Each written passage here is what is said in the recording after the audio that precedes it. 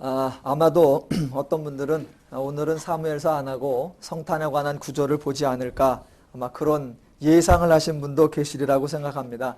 그런데 그것도 오해입니다. 성경 구절 중에 어떤 구절은 성탄에 관계된 구절, 어느 구절은 부활에 관계된 구절, 그런 게 없습니다. 성경 전체가 왜 예수가 와야 하는가, 예수가 어떻게 왔는가, 또 성경 전체가 예수가 어떻게 죄를 이겨야 하는가, 죄를 이겼는가라는 것을 말씀하시기 때문에 성경 전체에서 성탄과 또는 부활과 또는 성령 강림과 다 할 수 있습니다. 오늘 본문을 통해서 예수가 왜 오셔야 하고 예수가 오신 그 이후에 우리의 삶은 어떻게 다른가를 한번 살펴보기를 원합니다. 한동안 온 나라가 한 과학자의 행동에 대하여 한동안은 엄청난 기대와 소망을 가졌다가 이제는 허탈과 분노에 쌓여있는 아주 난감한 상황에 처해 있었습니다. 모든 사람이 한편으로는 기대했다가 한편으로는 실망하는 그런 모습들을 보면서 저는 계속 한마디를 되뇌었습니다. 아직도 죄인을 몰라? 죄인들이 얼마나 우스운 행동을 하는가를 방송 매체를 보면 우리는 금세 확인할 수 있습니다. 방송 프로그램 중에 방송을 제대로 했는가, 방송 중에 실수는 없었는가, 그 방송 자체를 비평하는 그런 프로그램들이 있습니다. 그런 프로그램들을 가끔 보면 꼭 방송을 스스로 정화하자고 비판할 때 이런 말이 나옵니다. 방송에서 표준어를 사용하고 올바른 국어 사용을 계몽해야 하는데 그렇지 못한 프로그램들이 있었다. 이런 방송을 해요. 그래놓고 그 방송이 끝나면 그 다음 프로에서는 전혀 국어하고 관계없는 사투리와 은어와 비어와 속어가 난무하는 그런 방송을 또 내보냅니다. 그럴 바에는 비평을 왜 했는가, 그런 궁금함이 듭니다. 또 방송은 건전한 생활을 유도하고 도덕적 윤리적 캠페인을 하는 그러한 공익적인 사명을 감당해야 한다, 우리 그런 것을 하기로 다짐한다라는 선언을 하기도 합니다. 그랬는데 그 선언이 있은 날, 그날 저녁 TV 프로그램에 온 가족이 함께 보기 힘든 선정성 깊은 장면들을 듬뿍 담아보내기도 합니다. 앞과 뒤가 맞지 않는 그런 모습을 볼 때마다 다짐을 왜 했나? 그런 생각이 들면서 한편으론 죄인이 하는 일이 그렇지라는 생각이 듭니다. 이번 한 과학자의 사태에 있어서도 가장 이슈가 된 내용 중에 하나가 도덕이었습니다. 도덕성, 윤리성이 문제가 됐습니다. 가톨릭의 추기경님께서는 이 나라 백성들이 정직하지 못하다라고 인터뷰 중에 개탄하시면서 말을 잇지 못하는 장면이 방송에 나오기도 했습니다. 그래서 많은 사람들이 거짓말한 것에 대하여 상당히 분노를 나타냈습니다. 기독교에서도 성명을 하나 냈는데 뭐라고 내었느냐? 이번 사건에 대하여 사실 여부, 진실 여부를 철저히 규명해야 한다라는 그러한 성명서를 냈습니다. 저는 다른 사람이 하는 말은 다 이해가 되는데 기독교가 그런 성명서를 낸다는 것 자체를 저는 아주 어이없어 하고 있습니다. 왜냐하면 이 나라의 도덕성을 어떤 한 과학자가 지켜줄 수 있다고 생각을 했느냐? 저는 그런 것이 의심스럽습니다. 이 나라가 TV 방송 중에 가장 재미있고 가장 인기 있는 프로그램이 뭐냐? 몰래카메라입니다. 그것 자체가 또 온갖 가짜를 다 늘어놓고 서로 가짜인 것을 가짜 아닌 것처럼 막 연기하면서 그 중에 누가 진짜이냐를 찾아내는, 가짜가 판치는 가운데 진실을 찾아내는 진실게임이라는 것이 너무나 유행하고 있는 이런 시점에 한 과학자가 이 나라의 도덕성을 지켜주고 한 과학자가 이 나라의 윤리의 마지막 보루가 되어주길 바라고 한 과학자가 이 나라에서 진리를 지탱해 주기를 바란다는 것, 그거는 기대할 수도 없고 기대하는 것 자체가 어리석다고 저는 생각을 합니다. 오늘 성경을 통해 또 한 사람의 죄인이 정말 죄인답게 행동하는 것을 보면서 기독교란 과연 무엇이고 기독교는 무엇이 달라져야 하고 그 기독교를 믿는 성도라고 하는 자들의 역할과 사명은 무엇인가를 한번 비교해 보기를 원하는 것입니다. 일반적으로 많은 사람들은 인간이 참으로 약한 존재라고 말합니다. 약한 존재라고 말하지 악한 존재라고 말하지 않습니다. 약한 존재요. 약하기 때문에 많은 부족한 것이 드러날 뿐이지 절대로 악하다라고 생각을 하지 않습니다. 그래서 어떤 사람이 죄를 지으면 그는 약한 존재이기 때문에 죄를 지었지 악한 존재이기 때문에 죄를 지었다라고 생각을 하지 않습니다. 그래서 죄를 지으면 죄를 지었다는 사실도 중요하지만 그 다음의 행동이 더 중요하다라고 말들을 합니다. 그래서 죄를 지을 수 있다. 그러나 죄를 지었을 경우 그 행동을 반성하고 뉘우치느냐 아니면 모렴치하게 계속 밀고 나가느냐 그것이 중요하다. 어떻게 행동하느냐가 중요하다라고 말을 합니다. 이런 생각은 일반인들뿐만 아니라 성도들도 그렇게 생각할 경우가 많이 있습니다. 그래서 흔히 복음서에 나오는 예수님의 두 제자를 들어서 그런 예를 들 경우가 많습니다. 그 두 사람은 유다와 베드로입니다. 많은 분들이 유다와 베드로에 대한 생각에서 베드로는 실수를 했다고 생각을 하고 유다는 큰 죄를 범했다라고 생각들을 합니다. 그러나 실상은 그렇지 않습니다. 유다는 자기가 생각하던 것과 자기의 지도자의 생각하는 것이 다른 것을 알고 관원들에게 나아가 예수를 넘겨주겠다라고 행동을 합니다. 우리는 그것을 지도자에 대한 배반이라고 매우 중요하고 심각하게 다룹니다. 그리고 베드로는 실수했다고 생각합니다.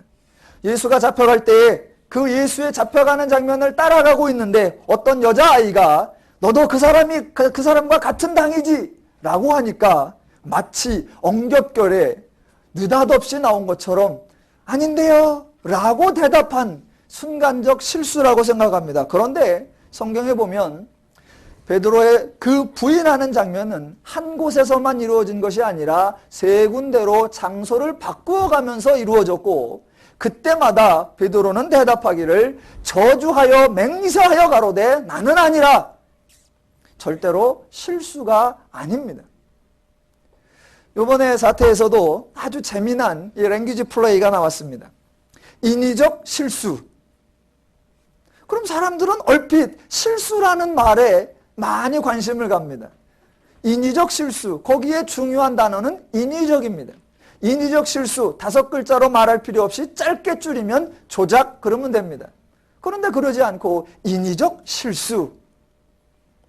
그래서 마치 베드로도 실수한 것처럼 유다는 작정하고 배반한 것처럼 그러나 한편으로 생각해보면 그렇지 않습니다. 자, 죄를 진 그 다음의 행동에 대해서도 우리도 많이 잘못 생각하고 있습니다. 유다는 전혀 반성하지 않고 곧이곧대로 자기 소신대로 밀고 갔고 베드로는 금세 잘못을 뉘우쳐 회개했다라고 생각을 합니다. 자세히 따져보면 유다는 자기가 한 행동에 대한 도의적 책임을 지고 자기 목숨과 바꾸는 것으로 사죄하려고 했다라고도 볼 수 있습니다. 그런데 베드로는 괜히 닭 우는 소리를 듣고 나서 울었더라. 제발 부탁입니다. 울었다는 거에 점수 주지 마시기 바랍니다. 인간 행동 중에 제일 무익한 행동, 인간 행동 중에 제일 쓰잘데없는 행동, 그게 뭐냐? 우는 거예요. 울었대요. 그래서 울었대요. 그러면 우리는 이미 어머 그는 회개했나 봐, 그는 뉘우쳤나 봐, 그는 이제 다시는 안 그랬나 봐. 그렇지 않습니다. 자, 사람은 약한 것이 맞습니다. 그러나 성경은 인간은 악하다라고 말합니다. 인간은 죄인이라고 말합니다. 죄의 마음을 가지고 있고 죄의 원리대로 생각하고 죄의 방식으로 행동합니다.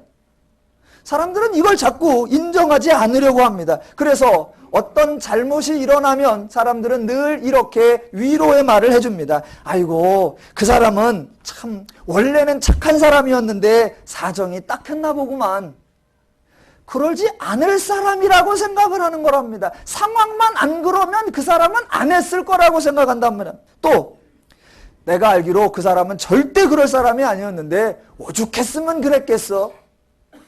우리는 자꾸 사람이 악하다는 것을 잊습니다. 그러나 죄인입니다.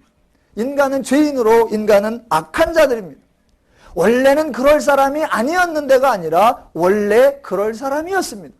우리 모두가 다 동일한 사람입니다. 오늘 24장에서도 아주 묘한 장면, 재미있는 장면이 나옵니다.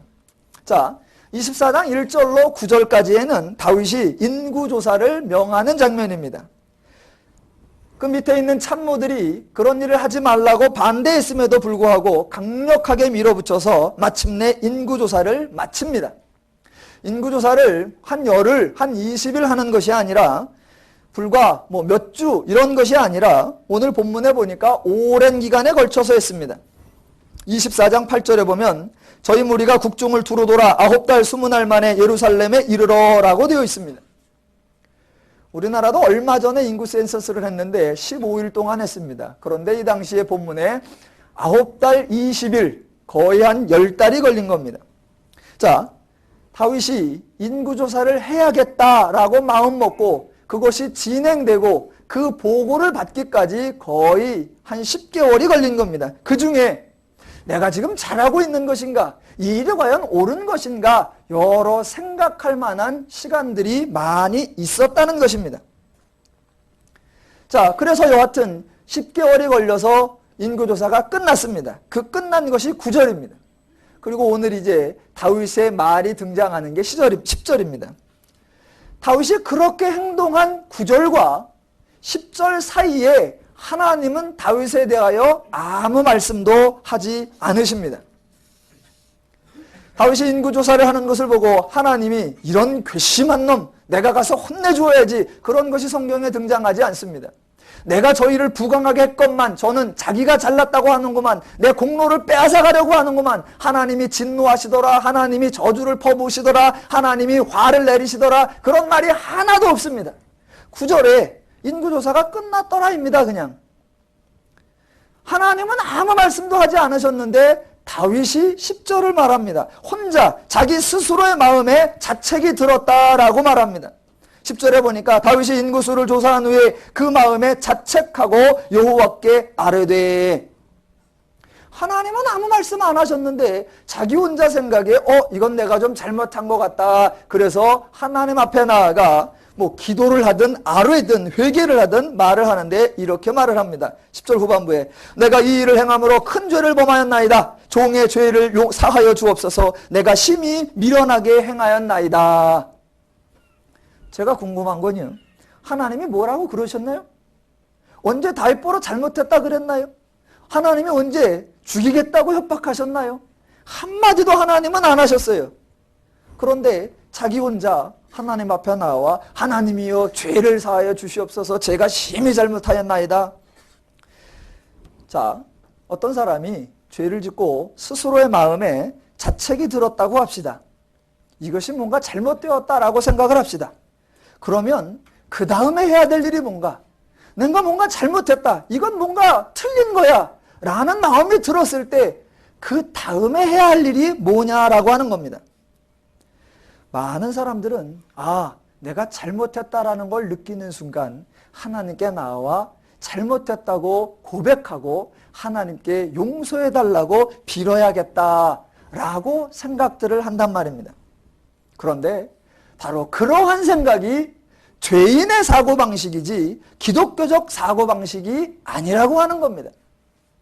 우리들 가운데 너무나 그게 만연돼 있어요. 내가 어떤 행동을 잘못했을 때 내가 하나님 앞에 잘못했구나. 얼른 하나님 앞에 나아가 죄를 회개하고 용서해달라고 하나님께 은혜를 구해야지 라는 생각들이 너무나 당연하게 만연돼 있습니다. 그래서 말씀을 듣기 전에, 그래서 찬양을 하기 전에, 그래서 어떤 예배를 하기 전에 먼저 우리가 하나님 앞에 회개합시다. 하나님 앞에 우리 죄를 구합시다. 그리고 하나님의 용서를 구합시다. 그래야 우리의 그러한 회개한 마음속에 하나님이 은혜를 주십니다. 다 만연돼 있어요. 그런데 그게 과연 기독교적일까? 죄인적 방식이지 기독교적 방식이 아니라고 하는 것입니다. 지금 다윗처럼 자기 마음의 자책함을 깨닫고 하나님 앞에 나와 말하기를 잘못하였나이다 죄를 사하여 주옵소서 라고 하는 것이 신실한 믿음의 행동이 아니라 기독교를 완벽하게 왜곡하고 있는 헛된 모습이라는 겁니다. 왜 그런가를 하나하나 살펴보겠습니다. 자, 사람이 잘못을 했다고 합시다. 잘못을 하면 그 잘못된 행동에 대하여 어떤 결과가 나타납니다. 그런데 그 결과는 어디에서 나타나느냐? 잘못된 행동이 있으면 그 행동에서 당연한 결과가 나옵니다. 행동이 따로 있고 그 행동에 대한 심판과 형벌이 분리되어서 따로이 존재하는 것이 아닙니다. 그런데 많은 사람들은 그 두 개가 따로 구분되어 있다라고 생각합니다. 행동을 따로 보고 결과를 따로 봅니다. 그렇지 않습니다. 한번 거짓말을 예로 들어보겠습니다. 거짓말이 있다 그러면 사람들은 거짓말이라는 것 자체와 그 거짓말을 해서 나온 결과가 다르다고 생각을 하는 겁니다. 그래서 어떤 사람이 거짓말을 합니다. 아직 들통이 나지 않았습니다. 그러면 사람들은 아무 일도 없는 줄로 압니다. 거짓말을 했어. 들통이 안 났으니까 괜찮다고 생각을 해요. 그러다가 어느 날 거짓말이 들통이 납니다. 들통이 나서 그 거짓말을 한 것에 대한 결과, 어떤 징계나 형벌을 받습니다. 그러면 그때 그 사람은 뭐라고 생각하냐면 내가 거짓말한 것이 나빴다. 거짓말한 것이 큰 잘못이었다. 이렇게 생각을 하지 않습니다. 내가 거짓말을 했는데 한동안 잘 갔는데 안 걸렸을 때는 잘 나갔는데 아이 들통났네. 아이 걸렸네. 다음부터는 거짓말을 안 해야지. 이것이 아니라 다음번에는 들통나지 않게 거짓말을 해야지. 다음번에는 걸리지 않게 해야지. 사람들은 그렇게 생각을 합니다. 왜냐하면 행동과 결과가 다르다라고 생각하기 때문입니다. 기독교는 절대로 그렇게 생각하지 않습니다. 기독교는 행동과 결과는 같다라고 보는 것입니다. 거짓말을 했으면 거짓말이 들통났느냐 들통나지 않았느냐는 하나도 중요하지 않습니다. 사람들은 거짓말이 밝혀지느냐 안 밝혀지느냐 여기에 목숨을 거는데 기독교는 그러지 않아요.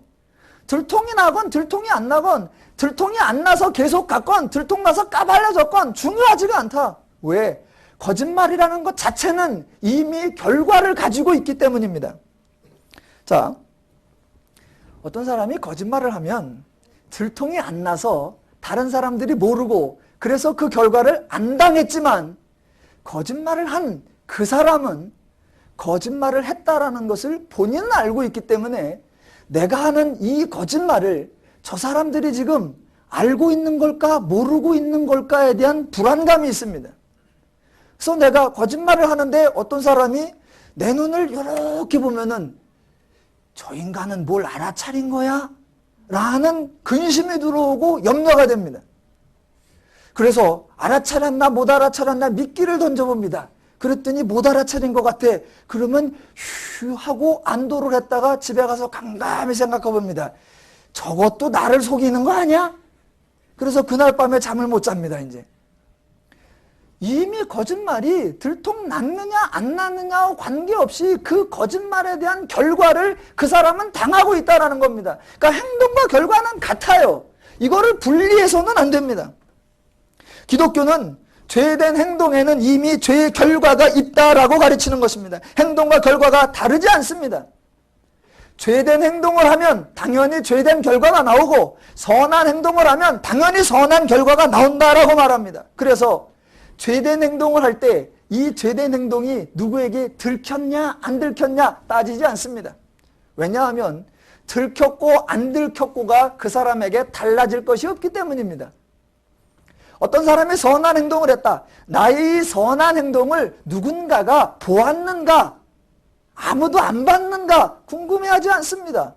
왜냐하면 선한 행동을 했을 때에 그 선한 마음에 가지고 있는 자유와 평화와 안식이 누가 보았는가 안 보았는가에 따라 달라지지 않기 때문입니다. 그래서 죄된 행동을 했을 때에 누군가는 그것을 보고 그 죄에 대한 징계를 내려야 한다. 그 징계할 수 있는 분이 있어야 된다. 그렇게 생각하지 않습니다. 선한 행동을 할 때 사람은 못 봐도 누군가는 그 선한 행동을 보아 그것에 대한 상급을 주어야 한다. 그런 생각을 하지 않습니다. 기독교는 행동과 결과가 같다고 보는 것입니다. 이거는 절대로 단순한 이야기가 아닙니다. 행동과 결과를 따로 보느냐 하나로 보느냐에 따라 기독교에 대한 인식, 하나님에 대한 인식이 전혀 다르게 나옵니다. 성도들도 이걸 잘 구분을 안 합니다. 구분을 안 하니까 하나님에 대하여 오해와 왜곡이 나옵니다. 사람들은, 성도들도 하나님을 매우 두려워합니다.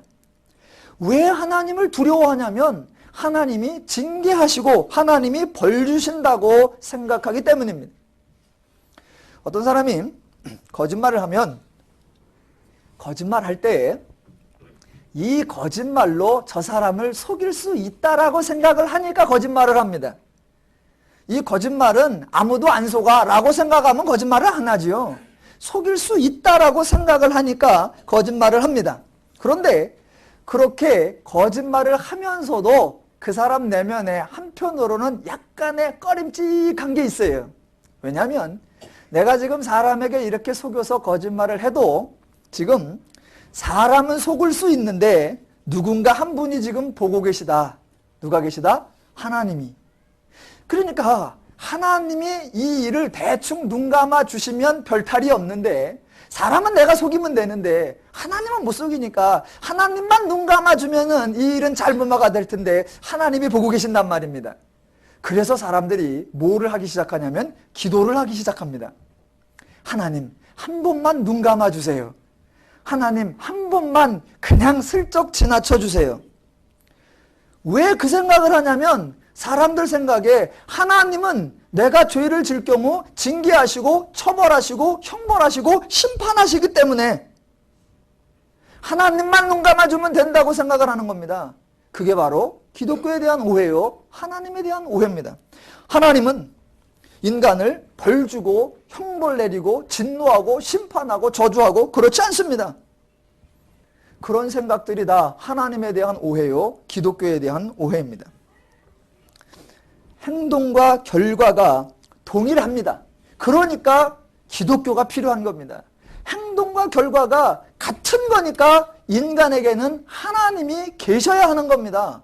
왜냐하면 어떤 사람이 선한 행동을 했어요. 그랬더니 선한 결과가 나왔다. 예, 그때는 하나님이 안 계셔도 돼요. 뭐 선하게 해서 선한 결과가 왔으니까. 그랬는데 죄된 행동을 했더니 죄된 결과가 왔다. 그때는 하나님이 계셔야 합니다. 왜냐하면 죄된 행동을 하여 죄된 결과가 와서 인간이 그 죄의 결과에 빠져서 그 죄의 결과를 당하고 있을 때에 인간은 스스로 그 죄의 결과에서 벗어날 수 없기 때문입니다.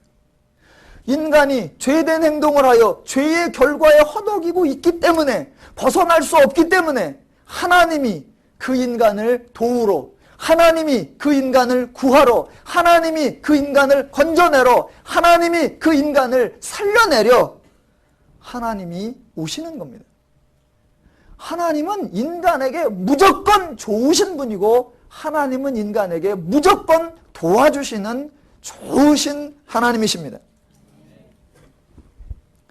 자, 조금만 더 나가 보겠습니다. 행동과 결과는 동시사건이요 하나의 사건입니다. 그렇기 때문에 기독교에는 용서를 빈다라는 개념이 없는 겁니다. 우리는 하나님께 용서를 빈다. 너무나 만연되어 있는데, 자, 죄를 뉘우치고 용서를 비는 걸 흔히 회개라고 해서 신앙에서 아주 신실한 모습으로, 성숙한 모습으로 미화하는데 절대로 그렇지 않습니다. 어떤 사람이 죄를 지었다고 합시다.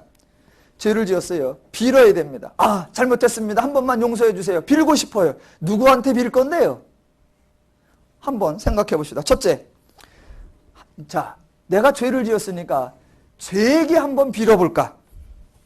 죄에게는 빌 수 없습니다. 죄라고 하는 존재, 사단이라고 하는 존재에게는 우리가 빌 수 없습니다. 왜냐하면 여러분, 죄를 지었을 때 잘못했다고 한 번만 용서해 달라고 라는 행동을 할 때에는 내가 이렇게 용서를 구하면 상대방이 나를 용서해 줄 수도 있다라는 그런 기대와 소망이 있을 때 용서를 빌지, 그 인간은 찔러도 피 한 방울 안 나고 그 인간에겐 용서가 없어 라고 알고 있으면 아무리 큰 잘못을 해도 용서를 빌지 않습니다. 대신 아예 각오를 하죠. 아이고, 내가 잘못을 했네. 이거는 뭐 당해야지 뭐. 각오를 하지 빌질 않아요. 그러니까 죄에게, 사단에게는 빌어도 소용이 없으니까 빌 수가 없습니다. 왜? 죄에게, 사단에게는 용서라는 개념 자체가 없으니까 죄에게는 빌 수 없습니다. 많은 분들이 아마 그러실 겁니다. 당연하지. 누가 죄한테 빌어? 좋습니다. 그러면 누구한테 빌어요? 많은 사람들이 하나님께 빈다라고 생각을 합니다. 과연 그럴까요? 자, 하나님께 용서를 비느냐? 빌 수 없습니다. 왜 빌 수 없냐면, 정확하게 말해서 하나님께 빌 수 없습니다. 왜 빌 수 없느냐?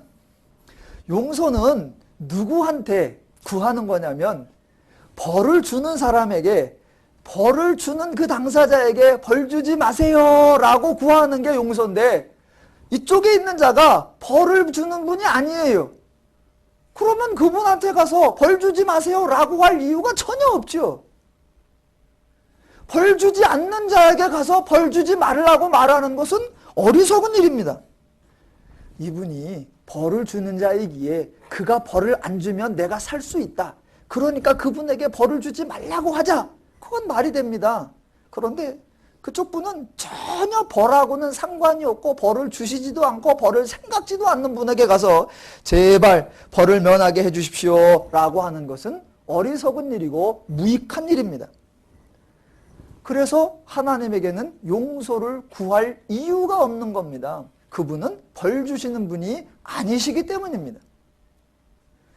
죄에게는 빌어봐야 소용이 없기 때문에 빌 수가 없고, 하나님께는 빌 이유가 없으니까 빌 수가 없습니다.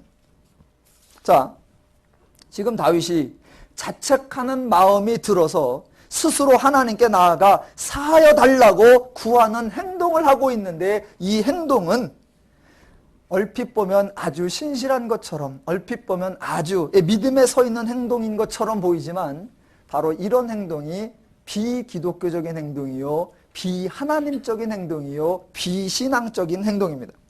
아직도 신앙이 뭔지, 아직도 하나님을 믿는다는 것이 뭔지 구분하지 못하고 있는 것입니다. 우리가 흔히 하나님께 무릎 꿇고 하나님께 용서를 빌고 하나님께 회개한다 그러면 그것이 하나님을 인정하고 하나님을 영화롭게 하며 하나님의 주권을 높이는 것처럼 생각하는데, 그 왜곡된 인식 속에 하나님을 왜곡하고 진리를 왜곡하고 기독교를 변질시키는 사고방식이 깔려있는 겁니다.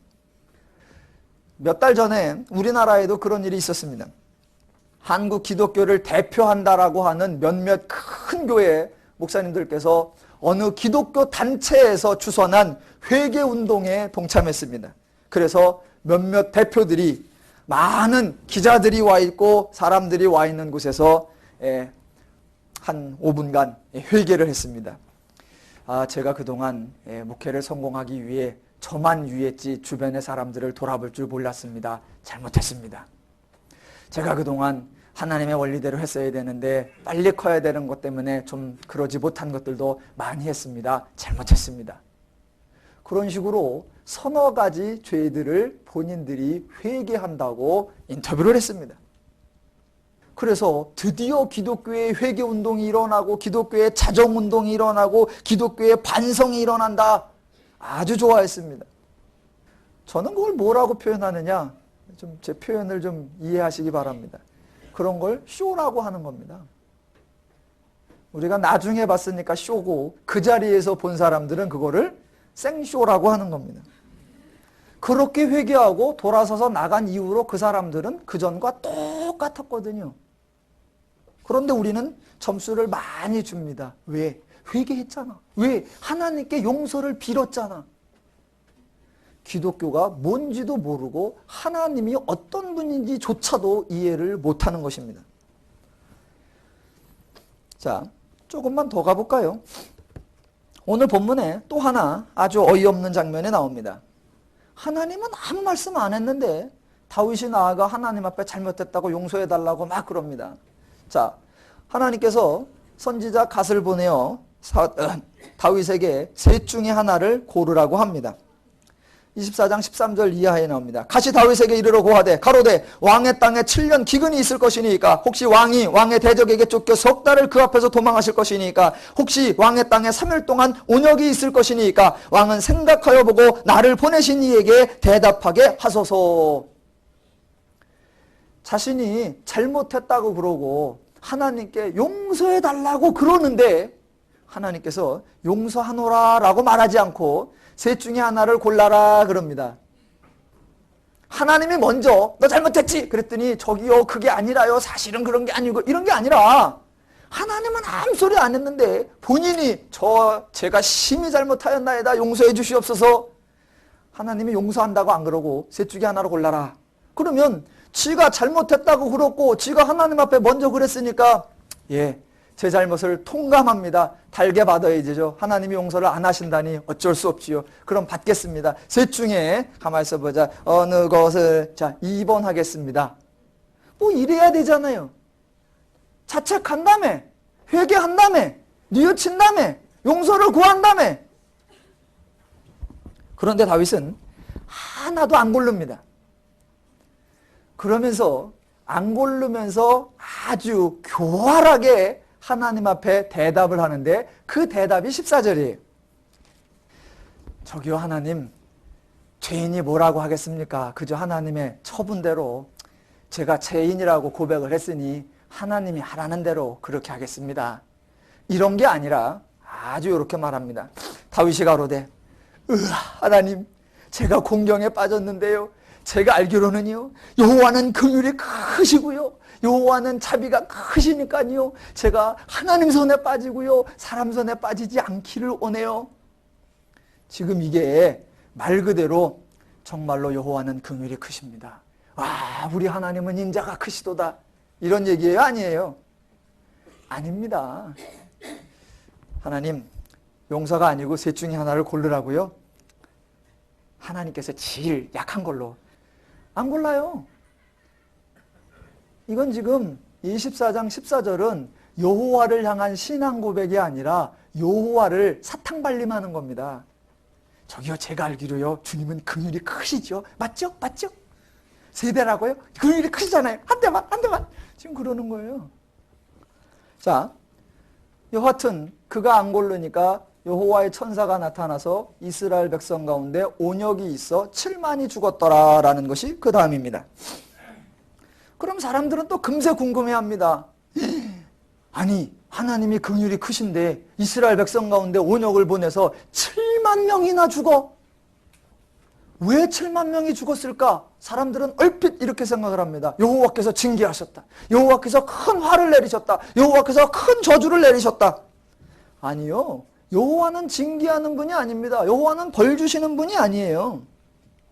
그런데 또 웃긴 말. 그렇게 얘기한 다윗이 하나님이 이스라엘을 온역으로 7만이나 죽이니까 이제는 또 다윗이 하나님 앞에 나아가 도리어 큰 소리를 칩니다. 그게 17절이에요. 다윗이 백성을 치는 천사들을 보고 곧 여호와께 아뢰어 가로되 거기 몇 가지가 좀 사실은 삽입되어야 됩니다. 여호와께 승질내어 아뢰어 가로되 나는 범죄하였고 악을 행하였사거니와 좋아요 하나님 나는 죄 졌습니다. 내가 죄 졌다고 그랬어요. 하나님께서 내가 용서해달라고 그랬지만 용서 안 하면 내가 받겠다고 그랬어요. 그랬는데 아니 그러면 나를 치시지 이 양무리가 뭘 잘못했단 말입니까? 내가 잘못했으면 나를 치고 말지 이 백성들을 내가 왕으로서 백성들 아파하는 모습을 보니까 견딜 수가 없고 내 잘못했는데 백성이 7만이나 죽어나가는 걸 보니까 와 이 참담한 마음 이 비참한 마음 이 긍휼의 마음을 어찌할 수가 없는데 하나님 나를 치십시오 나를. 대단해요. 못된 놈이에요. 본문을 이렇게 들으면요 도대체 누가 의롭고 누가 악한지 누가 긍휼이 크고 누가 자비가 있는지 막 혼돈냅니다. 얼핏 들으면 이야 진짜 다윗은 성군이야. 다윗은 백성을 위할 줄 알고 다윗은 백성을 신실하게 이해하고 그들의 짐을 대신 짊어지려고 하고 하나님은 그저 정의밖에 없고 그저 곱고 강직해서 그저 잘하면 상 주고 못하면 확 벌 주고 어휴 하나님 겁나. 절대로 그렇지 않습니다. 백성이 그렇게 죽어나가는 것이 가슴 아팠으면, 그렇게 백성을 위할 줄 알았으면 진작에 고르지. 자, 이스라엘 가운데 7년이나 기근이 있을 것이냐? 하나님, 제가 잘못했는데 한두 해도 아니고 7년이나 내 백성들이 먹을 것이 없으면 백성들이 얼마나 이 궁핍에 쩔이겠습니까? 그럴 수는 없습니다. 그럼 세 번째 거, 3일 동안 이 나라에 온역을 줄까? 아이고 하나님, 치료법도 그냥 별게 없는데 온역을 주시면 그거 어떻게 감당합니까? 그것도 안 됩니다. 그러면 네가 3달 동안 쫓겨다닐래? 예, 차라리 그거 하겠습니다. 대신 하나님 조건이 있습니다. 뭐냐? 제가 왕입니다. 왕이 도망갈 때 또 경호대 따라가고, 왕이 도망갈 때 또 주방팀 따라가고, 왕이 도망갈 때 또 의전팀 따라가면 저야 호강이고 백성들만 작살나게 고생하는 거 아닙니까? 어차피 제가 잘못해서 저 때문에 당하는 거 좋습니다. 백성들은 다 내비두시고 저 혼자 잡혀가겠습니다. 아둘람 구울에 3달을 가둬놓으시든, 내가 블레셋 다기스 앞에 가서 미친놈처럼 침을 질질은 망신을 당하든 제가 짊어질 테니까 저 혼자 3달 동안 그렇게 하시고, 하나님 백성은 건들지 말아 주십시오. 왜 진작에 안 그래? 그렇게 백성을 사랑한다며. 내가 잘못인데 왜 이 양머리를 치십니까? 이 양머리가 뭘 잘못했단 말입니까? 아니, 그렇게 백성을 사랑하면 진작 그러지. 골르할 때는 요렇게 저렇게, 하나님께서는 긍휼이 크시니 어쩌고 저쩌고. 인제 와가지고는 하나님이 이렇게 잔인하실 수 있는 겁니까? 하나님은 한 사람의 잘못으로 온 백성에게 이렇게 몰아세울 수 있는 겁니까? 지금 다윗의 행동은요, 신앙적 행동이 아닙니다. 사람들이 오해하는 게, 성경에 어떤 한 사람의 어떤 행동이 나오면 다른 사람은 전혀 안 그러고 그 사람만 그런 줄 알아요. 백성이 지금 다윗은 죄가 있는데 백성은 아무런 죄가 없다, 그래서 백성은 무죄하냐? 절대로 그렇지 않습니다. 성경에 어떤 사건에 어떤 인물이 등장하면 그거는 그 시대를 그냥 대변하는 겁니다.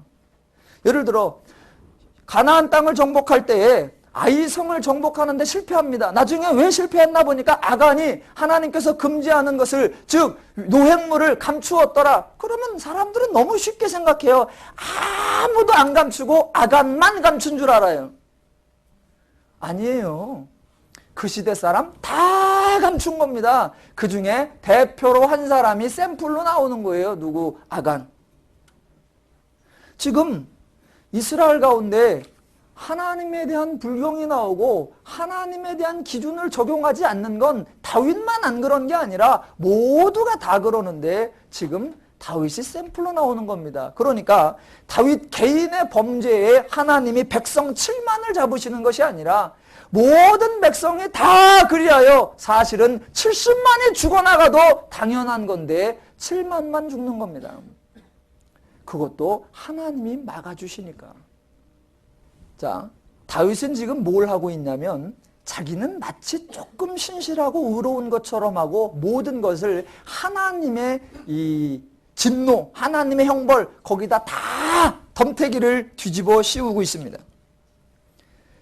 여러분, 인간이 견디기 힘든 것 중에 제일 힘든 게 뭐냐면 배고픔이 아닙니다. 인간이 힘든 것 중에 제일 힘든 게 추운 것이 아닙니다. 인간이 힘든 것 중에 제일 힘든 게 잠 못 자는 게 아닙니다. 인간이 힘든 것 중에 제일 힘든 건 뭐냐면 억울한 겁니다. 억울한 거예요. 그 억울함을 풀어야 됩니다, 사람들은. 자, 지금 다윗이 하나님께서 잘못하시는 것처럼, 하나님이 징계하시는 것처럼, 하나님이 저주를 내리시는 것처럼 그렇게 행동하고 있을 때에 인간들 같으면 금세 이렇게 말합니다. 이리 와봐. 누가 옳고 그른지를 한번 따져보자. 우리 한번 명명백백히 밝혀보자. 선후를 따져보고 앞뒤를 따져보고 누가 옳은지 그른지를 따져보자. 왜요? 인간은 억울함을 못 견디기 때문입니다. 지금 하나님이 오해받고 있고 하나님이 왜곡되고 있고 하나님이 변질되고 있어요. 그러면 그때 간단합니다. 하나님이 뭉게구름 속에 번개 같은 거 한번 꽝 치시고 나서, 다윗, 입은 삐뚤어졌어도 말은 똑바로 해야지. 누가 옳은가 누가 그른가 밝혀내야지. 그렇게 하실 수 있습니다.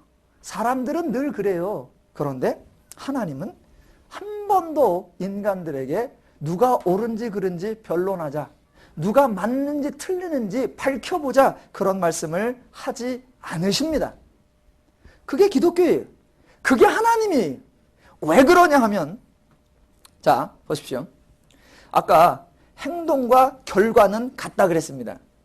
그러니까 이것이 밝혀졌느냐 안 밝혀졌느냐와 관계없이 이미 그 행동에는 그 결과가 있습니다.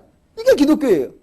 그런데 인간들은, 죄인들은 행동과 결과가 다르다고 생각을 하니까 행동을 했으면, 만약 죄를 지었으면 이 죄를 까발리자. 그래서 틀렸다라는 거, 거짓말이라는 걸 밝히자. 그리고 거짓말이라는 게 밝혀졌으니 그 행동에 대한 벌을 주자. 이렇게 나갑니다. 그런데 기독교는 그렇게 안 나가요. 안 밝혀도 죄를 졌으면 죄의 결과가 오고, 선을 했으면 선의 결과가 오니까 이미 결과는 난 거다. 그랬는데 만약 그것을 밝히면, 이미 결과는 당했는데 밝히면 이 사람은 죄인이다 라는 게 만천하에 공개됩니다. 한 번 결과를 당했는데 죄인이다 라는 게 공개되니까 이중처벌이 됩니다. 그리고 나서 죄인이니까 형벌을 받아야지, 그래서 벌을 줍니다. 그럼 몇 중 처벌이다? 3중 처벌이요. 이게 죄인이에요. 그런데 그렇게 표현을 안 하지요. 3중 처벌이다 이렇게 말하지 안 하고 밝히자라고만 말하지요. 밝히면 인간은 죽습니다. 그렇게 밝혀지면 인간은 못 살아요.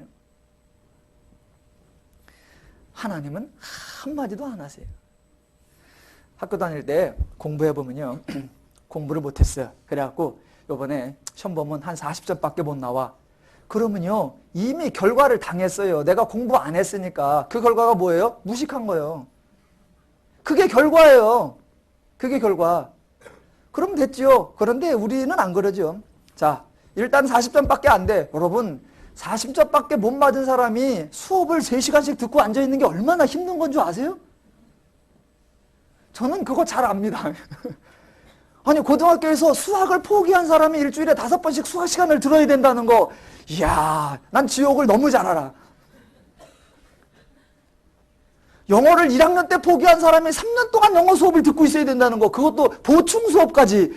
우와, 그거 이미 형벌을 지독하게 받은 거거든요. 시험 볼 때마다, 야, 아는 건 이름뿐이다. 이 절망, 들어가기 전에 벌써 그 절망을 다 맛봤거든요. 그럼 그걸로 됐잖아요. 인간은 안 그래요. 인간은. 자, 이미 이 사람 40점밖에 못 받았거든요. 그럼 또 이제 시험 발표를 한번 부르죠. 광명근 38점, 임재명 52점, 김학수 64점. 38점인 건 만천하에 까발렸죠. 난 이미 공부 못하는 사람인데 이중처벌이죠. 그걸로 끝나느냐? 아니죠. 다 마지막까지 부른 다음에 이렇게 나오죠. 이제 40점 이하로 나와.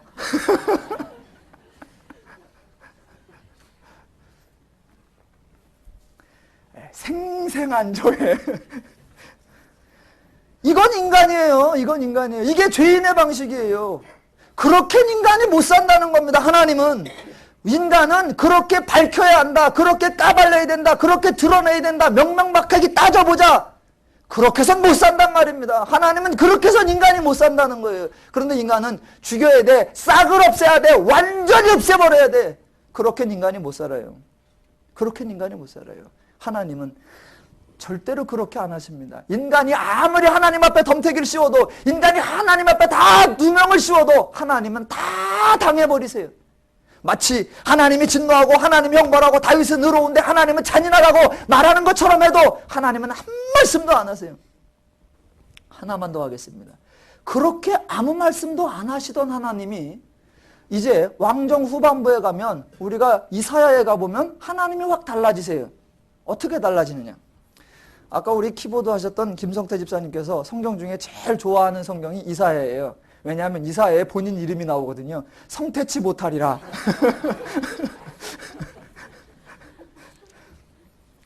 그렇게 변론하지 않으시는 하나님, 따지지 않는 하나님이 이사야 1장에 딱 들어가면, 오라! 너가 나와 함께 변론해보자. 오라! 우리가 함께 이야기해보자. 오라! 우리가 한번 따져보자. 오라! 우리가 한번 밝혀보자. 이러고 나오신단 말입니다.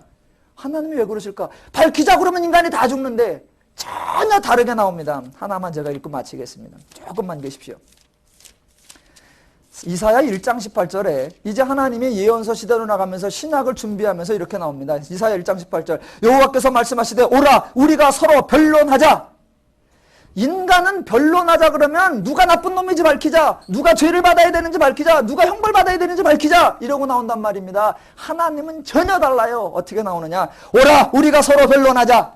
너희 죄가 주홍 같을지라도 눈과 같이 희어질 것이요 진홍같이 붉을지라도 양털같이 되리라. 아멘 하셔야 됩니다.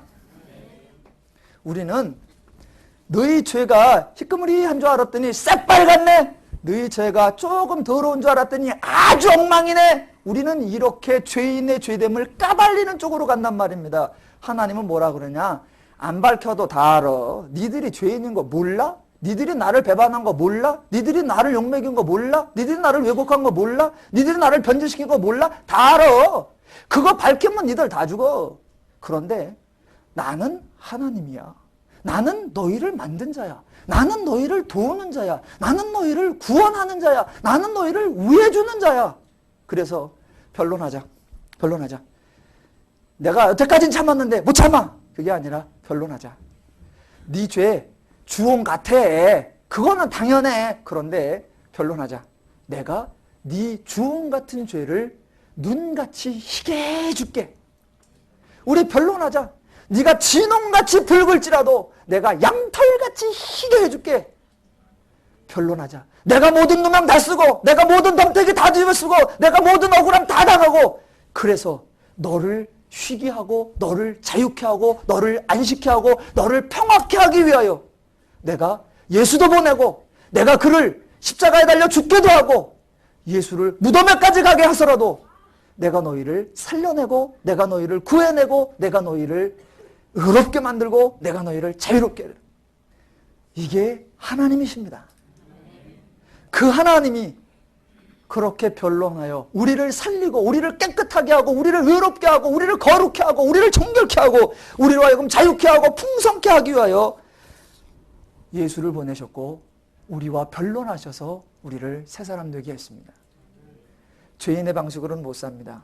하나님의 마음을 아시고 하나님의 심정을 아시고 하나님의 방식을 아시고 하나님의 원리를 아셔서 하나님의 뜻대로 행동하셔서 하나님의 은혜를 삶 속에 풍성히 누리시기를 주님의 이름으로 축원합니다.